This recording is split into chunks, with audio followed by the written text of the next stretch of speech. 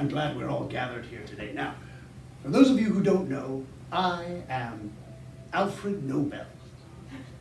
Now, I've been dead quite a long time, so I hope that you will give me the courtesy of allowing me some accoutrements of age. I can't always remember everything. Usually I write it down. Sometimes when I have to look at what I've written down, I can't read it, so I need these. Ah, there we go. I think I look pretty good for someone who's been long gone. But why am I here?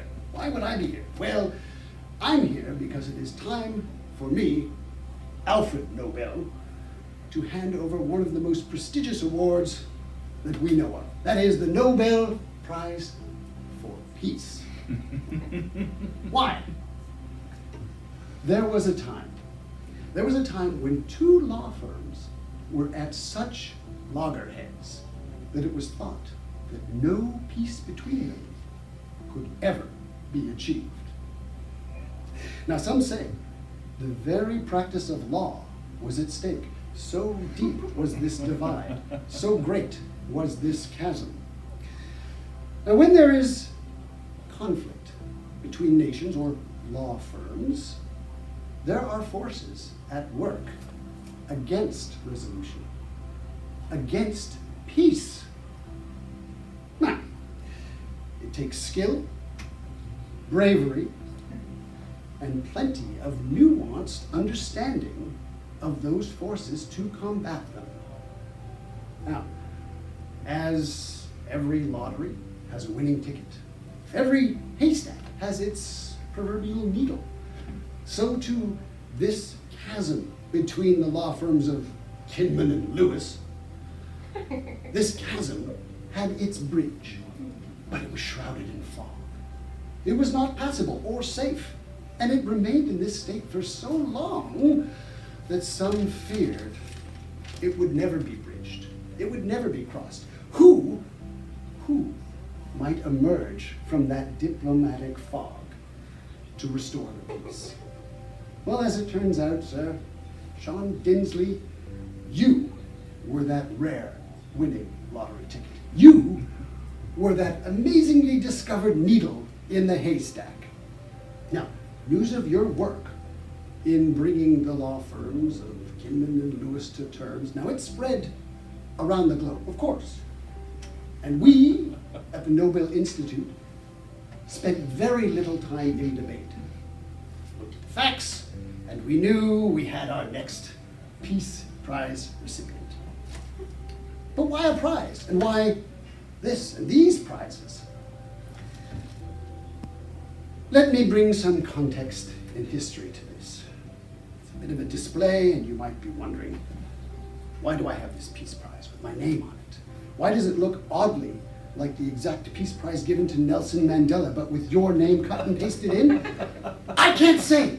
We only have so many artists around the world we can get to do these, but this, sir, commemorates. Now, why such a prize? I love it. Here's some history. In 1867, I patented dynamite. Now, that was a wonderful invention. What it meant was you could transport nitroglycerin anywhere safely. Now, this meant you could blow up just about anything, just about any place. Really popular. And I grew very, very rich. Fast forward, 1888. My brother Ludwig died. And I can tell you, I was saddened, but not quite so saddened as to find that upon his passing, many, many newspapers published my obituary by mistake. And in many of these obituaries, it was said that my contribution to humanity was simply devising a more efficient way of killing a lot of people. Well, my invention, it was civilian, it wasn't military in intent.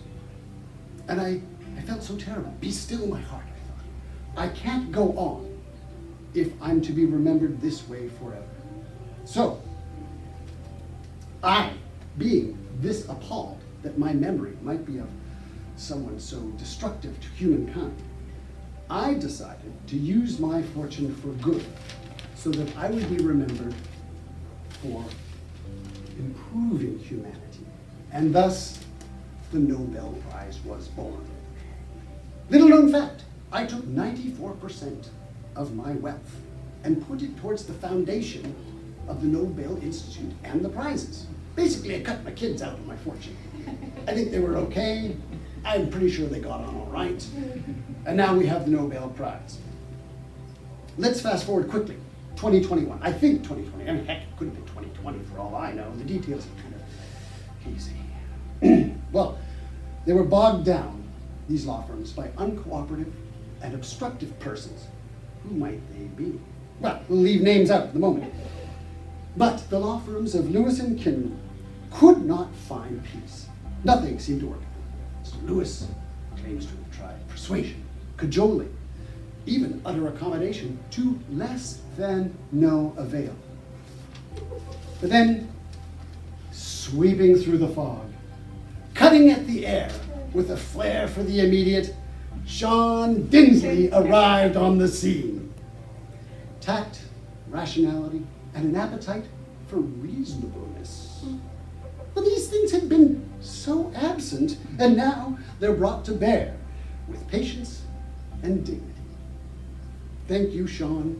Peace was achieved. Now, I know I'm short on specifics, but then again, it's law, so I'm not privy to all these things. What I can tell you is we must acknowledge this effort at bridging the gap between these two firms, one of whom is no longer in the conversation, really. Now, rarely has the Nobel Institute had such an easy decision, such a slam dunk, if you will. That this peace was achieved with such calm and swiftness is testament to the powers inherent in one man, and that is Sean Dinsley. Generations are going to recognize his contributions. School children will know his name and deeds. Now, getting back to the prize, and why this prize? Well, you see, there's a medal. It's in a medal. Now, I don't think this medal is on a chain that would go around one's neck. But this medal would go, say, on the shoulders of a seldom used table lamp, perhaps. Whatever. But it does commemorate me, more or less. It'll be pride of place. It'd be a pride of placement. There's a device here with my insignia on it, but you will need this device to properly enjoy dynamite. Right. I patented dynamite. Well, the dynamite I invented, it could blow up a man instantly, explosively, with no regard to where the parts might land.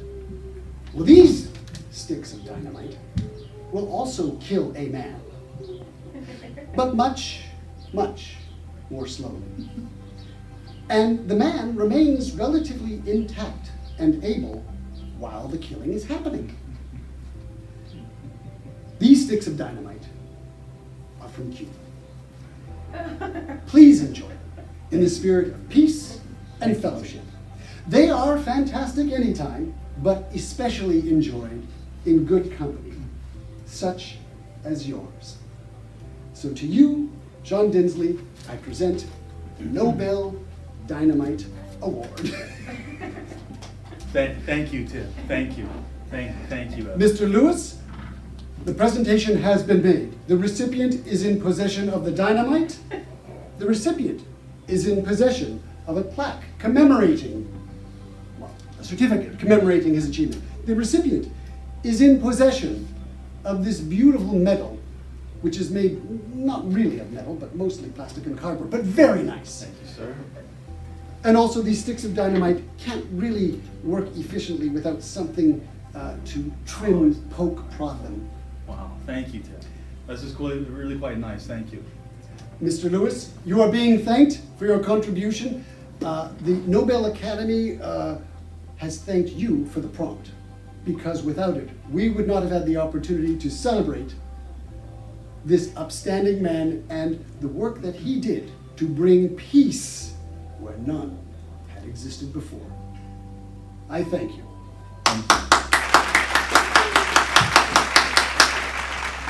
And adieu to you. Thank you, Tim, and it was really a pleasure working with you, so thank you very much, Tim.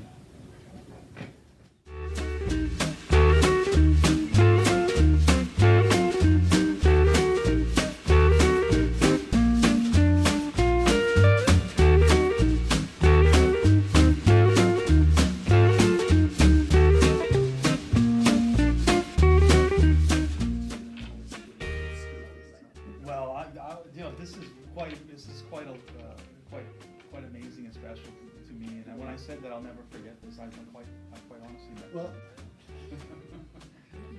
oh yes, I did another one that was actually, this is legal pads. There's work going on.